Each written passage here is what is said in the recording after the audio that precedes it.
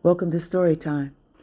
In this series, I share my experience in a church which was actually a cult practicing witchcraft on its members for a long time. Who would have thought that something that started off so beautiful and magnificent would end up a barren wasteland that cost the lives, faith, and innocence of so many? The church became this perfect void that couldn't be explained, like the perfect womb that couldn't bear children.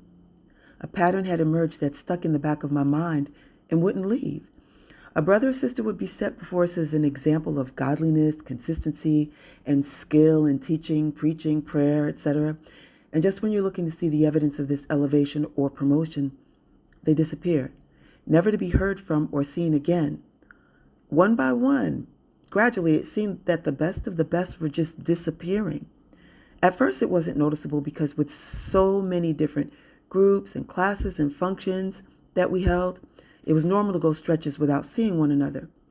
You might just assume that everyone was about the work. But one day we were called to a general assembly, and the once packed room was practically empty.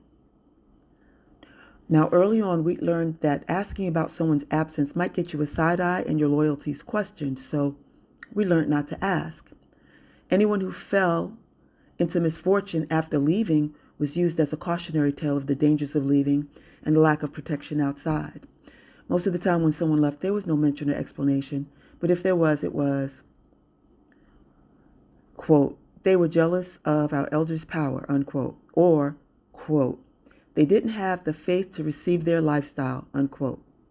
At first it seemed plausible given our elders' history, but it was the same answer all of the time, which in and of itself raised suspicions. And it's not like we didn't know these people. We see each other every day almost. I mean, the elders set them before us to teach and preach. When did they become this bad person that they were talking about? When did they become this rogue or this jealous person? They never displayed any of that, only obedience and loyalty. So what was really happening? It would be years before I got an answer. In fact, it wasn't until I asked the question properly that I received an answer in a dream that I'm going to call The Game. Tune in for more story time.